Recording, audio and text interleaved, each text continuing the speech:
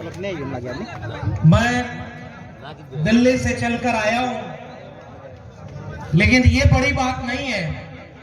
बड़ी बात ये है कि मैं आदिवासी परिवार के बीच में आकर के महसूस कर रहा हूं कि मैं अपने ही परिवार से मिलने चला आया। और सच बात यह है कि उस दिल्ली का क्या गुणगान करना जो 150 लोग संविधान को तोड़ने के लिए आंदोलन करें तो पूरे देश में चर्चा होती है, और यहाँ हजारों लोग इस मुल्क के आदिवासी इस संविधान को बचाने के लिए एकजुट हैं। उस दिल्ली को सुनाई नहीं देता है, हम उसे सुनाने के लिए यहाँ आए हैं। और मैं सबसे पहले आप सभी लोगों की इस एकता को, आपकी लड़ाई को सलाम करता हूं। और ये लड़ाई तो कोई आज की नहीं है।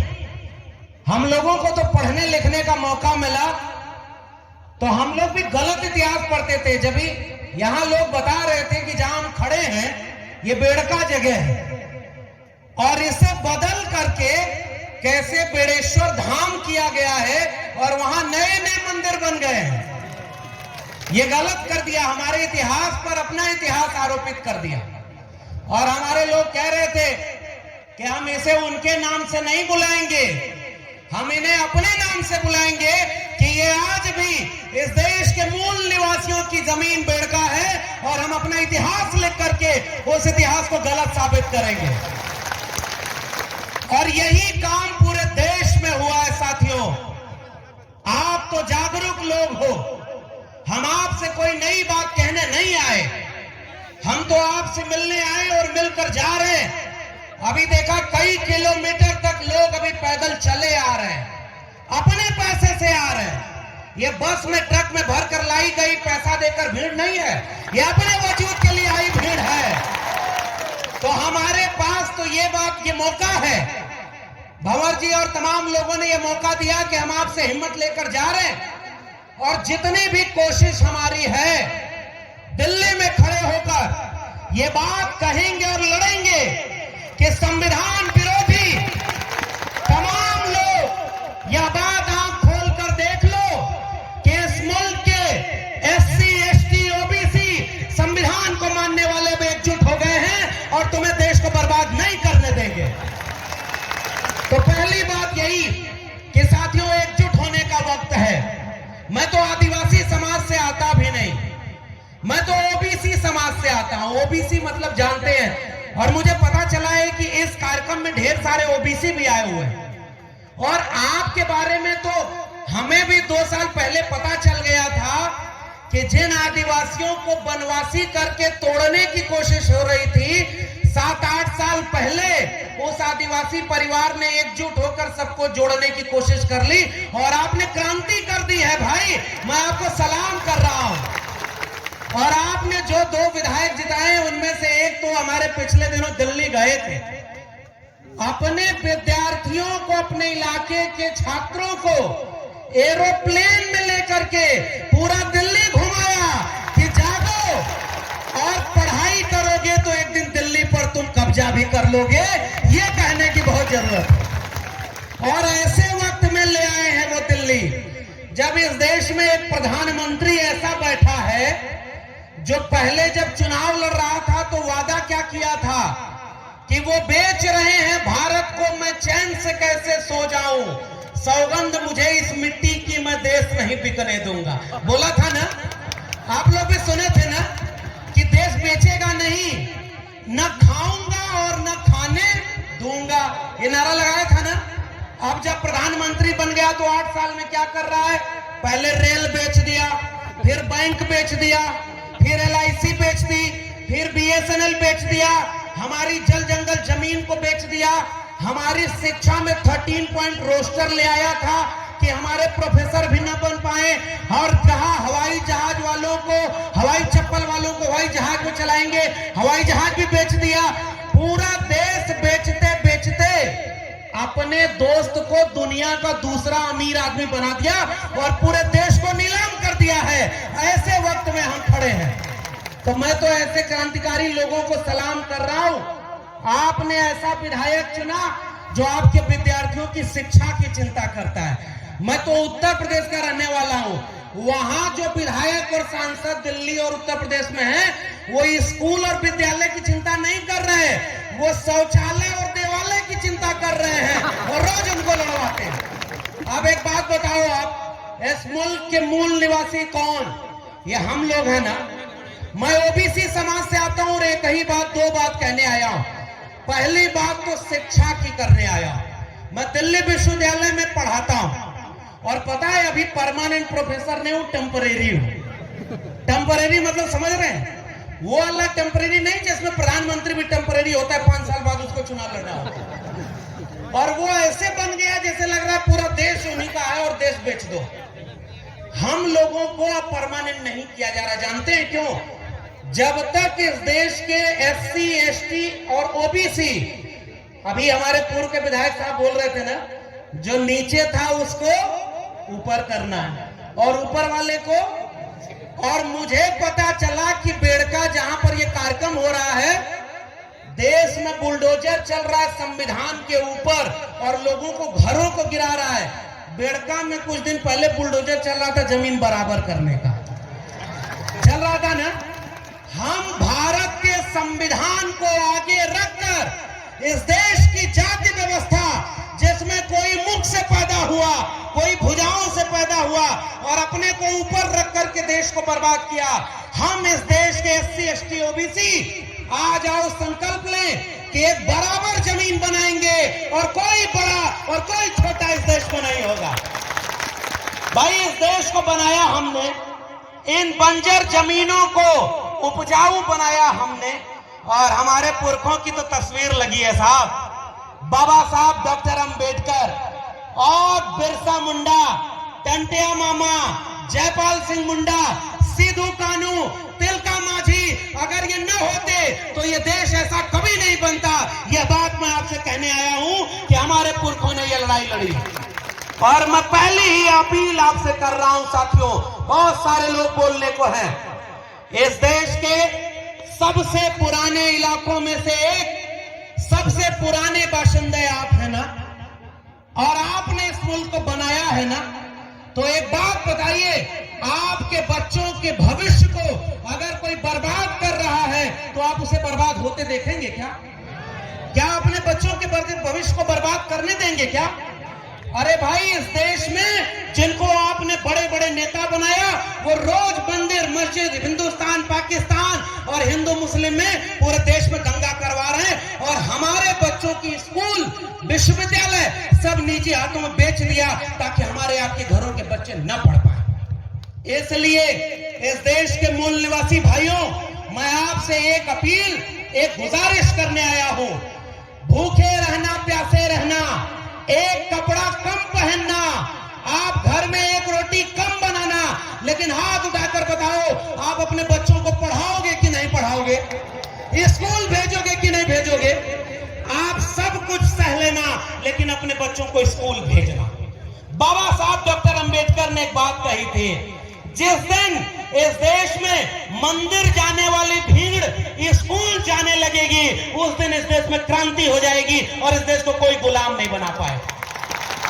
तो जो विधायक ने अभी 25, 30, 50 बच्चों को दिल्ली लेकर के दिखाया कि ये दिल्ली है जहां से पूरा देश चलता है, तुम्हें पढ़ लिख करके DM SP, doctor, engineer, professor और जज बनना है। एक बात बताओ इस देश के आदिवासी लोगों, सुप्रीम कोर्ट में कितने जज आपके हैं पता है? 0 हैं। आपके हाई कोर्ट में कितने जज हैं? आपके प्रोफेसर कितने हैं? सब 0 हैं लगभग। और सारा कब्जा किसने किया है? 5% लोगों ने इस देश के 90% जगह, जमीन, प्रोफेसर, डॉक्टर, इंजीनियर सब पर कब्जा किया है। क्या हम लोग गुलाम हैं क्या? हमारे पुरखों ने लड़ाई लड़के इस मुल्क की मिट्टी को बचाया है ना। मुझे याद आता है बिरसा मुंडा का वो इल्गुलान, जब उन्होंने कहा था कि हमारी जल जंगल जमीन पर हमारा हक है, और जितने बाहर से आए हैं, चाहे वो अंग्रेज हो, चाहे वो यहाँ के सामंती जमींदार हो, वो सब दिक्कू हैं और इन दिक्कुओं के खिलाफ हम इल्गुलान करते हैं और अपने मूल निवासियों के हक के लिए लड़ेंगे। बिरसा मुंडा ने क्या इसीलिए लड़ाई लड़ी थी कि आज 75 साल बाद इस मुल्क के सुप्रीम कोर्ट में आपके जज ही ना हो। मैं दिल्ली विश्वविद्यालय से आया हूं भाई, और आपसे कहने आया हूं कि आपके प्रोफेसर वहां नहीं है। 92 कॉलेज दिल्ली यूनिवर्सिटी के हैं, उसमें से एक भी कॉलेज का प्रिंसिपल कोई आदिवासी नहीं है। ये किसका देश है भाई? न जज हमारे, न वकील हमारे, न डॉक्टर हमारे, न इंजीनियर हमारे, और रोज ये कहते हैं हिंदू मुस्लिम के खिलाफ लड़ाने के लिए। अरे हमारे पुरखों को जब मौका मिला, सिद्धू कान्हू तिलका मांझी को, बिरसा मुंडा, जयपाल मुंडा को अंग्रेजों के खिलाफ भी बगावत की थी। आज वो लोग शासन कर रहे हैं जो अंग्रेजों से माफी मांगते थे। पहचाने कि नहीं? अंग्रेजों से माफी मांगते थे ना। अंग्रेजों से जो राजा महाराजाओं का इतिहास पढ़ाया जाता है, और हमारे यहाँ खड़ी गंगो कहते हैं, मूंछ पर राजस्थान को ताव देते हुए कहते हैं कि राजपूताना शान है। अरे भाई, तुम्हारी तलवार को जंग लग गया था क्या जब इस देश को सब गुलाम बना रहे थे? और आज तुम झूठा इतिहास पढ़ाते हो केवल राजपूताना रे। किस बात का? अगर इस देश के मूल निवासी न होते तो यह भारत हमेशा गुलाम बना रहता। हमने लड़कर के इस मुल्क को आजाद बनाया, और इसलिए मैं आपसे केवल गुजारिश कर रहा हूं, एक तो ये बात मानकर चलो। आप बताओ, आपके सरकारी स्कूल बर्बाद हो गए कि बचे हैं? बर्बाद हो गए कि नहीं? आपके सरकारी स्कूल में मास्टर जितने होने चाहिए उतने हैं क्या? वहां बिल्डिंग है क्या? वहां पानी शौचालय है क्या? स्कूल बर्बाद कर दिया, पढ़ाई खत्म। जब पढ़ाई खत्म हो जाएगी तो बिरसा मुंडा को पढ़ेगा कौन? सिद्धू कान्हू को पढ़ेगा कौन? और भारत के संविधान को कौन पढ़ेगा? और जब आपके बच्चे पढ़ेंगे नहीं ना, तो कल को बेड़का धाम को कोई बड़ेश्वर धाम बना देगा और हम आप कुछ नहीं कर पाएंगे। शिक्षा अगर नहीं मिली तो हमारी पीढ़ियां गुलाम पैदा होंगी। इसलिए इस राजस्थान के लोगों, इस भारत के मूल निवासी लोगों, इस देश के दलित पिछड़े आदिवासी लोगों, एक संकल्प लो कि चाहे कुछ भी हो जाए, हम अपने इसको घर के लड़के और लड़कियों दोनों को स्कूल भेजेंगे और पढ़ाई करेंगे ताकि आने वाली पीढ़ी गुलाम न पैदा हो। और दूसरी अपील करके आपसे विदा लूंगा।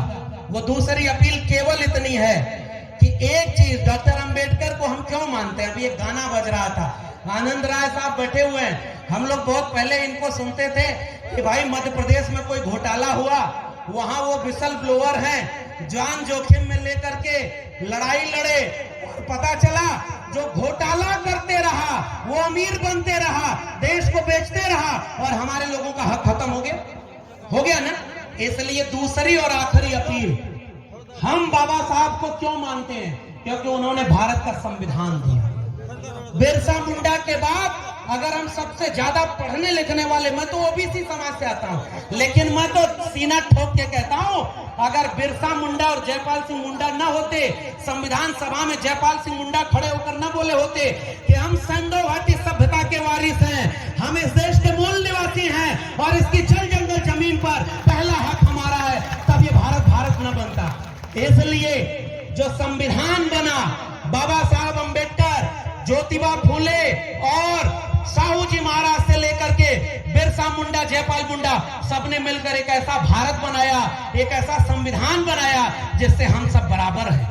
हम सब बराबर है ना। अब तो कोई मुख से पैदा नहीं होता ना, कोई भुजाओं से पैदा नहीं होता ना। अरे भाई, दुनिया में इंसान एक तरफ पैदा होते हैं, यह देश ऐसा पाखंडियों का, यहाँ कोई मुख से पैदा हो रहा है, कोई भुजाओं से पैदा हो रहा है, कोई जंगे से पैदा हो रहा है। यहाँ डॉक्टर साहब अभी बोल रहे थे, पाखंड इतना है, और पाखंड में देवी देवताओं के लिए लड़ाई हो रही है। एक किस्सा बस सुना दूं, नोटबंदी हुई थी ना, नोट बंद हो गई 500,000 की। एक आदमी जब पुरानी नोट बची थी तो उसको लेकर ऐसे ही किसी मंदिर में चला गया। मंदिर बनता है 5 साल पहले, और ऊपर लिखते हैं विश्व का प्राचीनतम मंदिर यहाँ है। अभी 5 साल पहले बना, जमीन कब्जा करने के लिए। जमीन की लड़ाई आप लड़ रहे हैं, और वहां गया वो आदमी तो पुरानी नोट जो 500,000 की थी वो जल्दी जल्दी मंदिर के देवता को चढ़ाने लगा। तो बीच में अचानक एक आदमी आया और कहा कि ये कौन सी नोट चढ़ा रहा हो, ये नोट तो बंद हो गई है। तो वो आदमी बोला, अरे भगवान को थोड़ा ही पता है कि ये नोट बंद हो गई है। और वो आदमी गुस्से में फिर खड़ा होकर बोला, भगवान थोड़े ही ये नोट लेते हैं, जो नोट लेता है उसको पता है कि ये नोट बंद हो गई, इसलिए नोट को नहीं चढ़ा। इसका मतलब देवी देवता के नाम पर पाखंड फैलाने वालों ने आपके भगवान, जो पता नहीं किसके भगवान है, उनके और आपके बीच में एक बिजनेसमैन को बैठा दिया कि नहीं, जो नोट ले रहा है कि नहीं। अगर नोट नहीं मिलेगी तो बिजनेस चौपट हो जाएगा ना। उनका तो वो बिजनेस, हमारे ज्योतिबा फूले ने एक किताब लिखी है गुलामगिरी। उन्होंने कहा कि जैसे बाल बनाना नाई का धर्म नहीं धंधा है, जैसे लकड़ी का काम करना लोहार का बढ़ई का धर्म नहीं धंधा है, लोहे का काम करना लोहार का धर्म नहीं धंधा है, वैसे ही मंदिर में बैठ के पूजा पाठ कराना और दान के पेट पर भरना उस पुजारी का धर्म नहीं धंधा है। इसलिए वो अपना धंधा कर रहा है, हमारा धंधा चौपट है। आज ये आखिरी अपील है आदिवासी परिवार के लोगों, आपसे हमें हिम्मत मिल रही है। दिल्ली वाले आपको नहीं दिखाएंगे, लेकिन मैं आपसे एक भरोसा कर रहा हूं, मैं लौट कर दिल्ली जब जाऊंगा तो दिल्ली के मीडिया वालों से पूछूंगा और अपने सोशल मीडिया प्लेटफॉर्म से ये बात लोगों के सामने रखूंगा कि भारत की राजधानी दिल्ली में 10 लोग भारत का संविधान जलाए, उन पर मीडिया चर्चा की, ये हजारों लोग भारत का संविधान बचाने के लिए आए हैं, तुम्हारी मीडिया में क्यों इसकी खबर नहीं है? ये मैं सवाल पूछूंगा उनसे। और दूसरा सवाल करूंगा, जो भारत के संविधान को जलाया, जो देश में मुसलमानों के खिलाफ दंगा करवा रहा है, मंदिर मस्जिद में लड़वा रहा है, वो जेल में नहीं है। और हमें पता चल रहा है राजस्थान, मध्य प्रदेश, उत्तर प्रदेश, जहां जो दलित पिछड़े आदिवासी अपने हक के लिए लड़ता है, उसको फर्जी मुकदमे में जेल में डाल रहे हैं। क्या ये भारत के संविधान की हत्या है कि नहीं है? जोर से बोलिए, भारत के संविधान की हत्या है कि नहीं? क्या भारत के संविधान को खत्म किया जा रहा है कि नहीं? क्या भारत के संविधान को खत्म होने के बाद हमारा कोई हक बचेगा? जोर से बोलिए। भारत का संविधान नहीं रहेगा तो हम रहेंगे क्या? संविधान खत्म हो गया तो क्या हम रहेंगे क्या? अगर SC ST OBC आपस में लड़ते रहे तो क्या संविधान बचा पाएंगे क्या? इसलिए आदिवासी परिवार के लोगों, देखो चुनाव तो आपको मैं कुछ कहूंगा नहीं।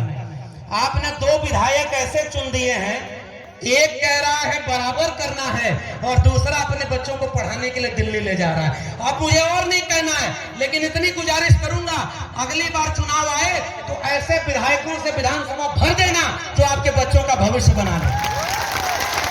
आपको गुलाम मत चुनिएगा। बाबा साहब से लेकर फूले साहब से लेकर इस देश के दलित पिछड़े आदिवासियों ने गुलाम चुना है, इसलिए वो हमारे बच्चों के लड़ नहीं पाते। अरे ऐसे लोगों को चुनिए जो अपनी कुर्सी के लिए नहीं, आने वाली पीढ़ियों की लड़ाई लड़े।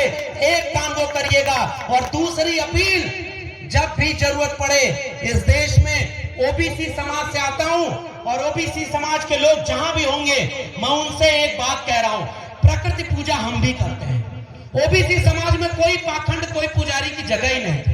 हम लोग खेती किसानी करने वाले लोग, किसान कामगार मेहनत का सामान, हम अपने खेत से पैदा हुए फसल की पूजा करते थे। हम नदी नाले और पर्वत पहाड़ की पूजा करते थे, जैसे हमारे आदिवासी करते हैं। आपका भी गमछा पीला है, OBC का भी गमछा पीला है, और ये एकता है हमारी और आपकी। अब उसके साथ ये जो नीला गमछा है बाबा साहब के बच्चों का, ये पीला और नीला गमछा, ये जानते हैं क्यों एक है? क्योंकि हम सब पाखंड के विरोधी। हमें मंदिर से मतलब नहीं, ये मंदिर वैसे भी इस देश में कम नहीं था। इस देश में गली गली में मंदिर था, और मंदिर से हमारे बच्चों का कल्याण तो नहीं हुआ, भारत के संविधान से हुआ ना। मैं प्रोफेसर बना तो किसी मंदिर से नहीं। अगर इलाहाबाद विश्वविद्यालय और दिल्ली विश्वविद्यालय न जा पाता तो आज आपके बीच में प्रोफेसर बनकर आंख में आंख डालकर जालिमों से ललकार कर कहने नहीं आता कि तुम जालिम हो और हम तुम्हारे खिलाफ खड़े। इसलिए वो जो संविधान हमें हक दिया है और हमारी एकता, हम OBC समाज में कौन लोग आते हैं? जो किसान कामगार मेहनत कर सके। और आदिवासी कौन लोग हैं? जिन्होंने इस प्रकृति को बचाया है। अगर इस देश में आदिवासी न होता दुनिया में, तो ये कब की दुनिया तबाह हुई होती और जल जंगल जमीन कभी बचता नहीं। अगर जल जंगल जमीन बची है तो आदिवासियों के लिए बची है, आदिवासियों ने उसे बचाया है। एक बात कहूंगा राजस्थान के लोगों, भारत का नक्शा कभी उठाइए, 3 नक्शा लीजिए। पहले नक्शे में भारत का भूगोल बनाइए, जहां पहाड़ नदी नाले होंगे, जहां सबसे ज्यादा खनिज संसाधन होगा, वहीं आदिवासी होगा। इस बात को समझिए। और आपकी जमीन छीनी जाएगी ताकि किसी अंबानी और अडानी के हाथों आपकी जमीन और खनिज संपदा बेच दी जाए और आपको मजदूर बना दिया जाए। क्या आप मजदूर बनने को कबूल करेंगे? क्या जल जगल जमीन छोड़ देंगे क्या? और वही जल जगल जमीन तो हमारी ओबीसी की भी लड़ाई है। अगर खेत नहीं होगा तो इस देश का ओबीसी भी कुछ नहीं कर पाएगा। तो जल जंगल जमीन और आत्मसम्मान की लड़ाई एससी एसटी ओबीसी के 90% भारत की लड़ाई है। हम 90% हैं। और अभी एक नारा लगा था, वही नारे लगाकर अपनी बात करूंगा कि जय जोहार का नारा है, भारत देश हमारा है। तो जय जोहार का नारा है, भारत देश हमारा। और एक नारा और दिल्ली में हमने लगाया था, एक तीर एक कमान, आदिवासी एक समान, तो एक तीर एक कमान। आदिवासी एक। तो इस बात को मैं आपके सामने दो ही बात किया, शिक्षा और स्कूल बचाइएगा, भारत के संविधान को बचाइएगा, और इस मुल्क के 90% लोगों, आओ एकजुट होकर के इस देश में 90% हम कमेरा लोग हैं, 10% लुटेरा लोग हैं जो देश को लूट रहे हैं। उन लुटेरों के खिलाफ हमारी जंग जारी रहेगी। बहुत बहुत धन्यवाद। जय भीम, जय मंडल, संविधान जिंदाबाद, इंकलाब जिंदाबाद, उल गुलाम जिंदाबाद। जोहार जोहार। बहुत बहुत धन्यवाद है प्रोफेसर साहब।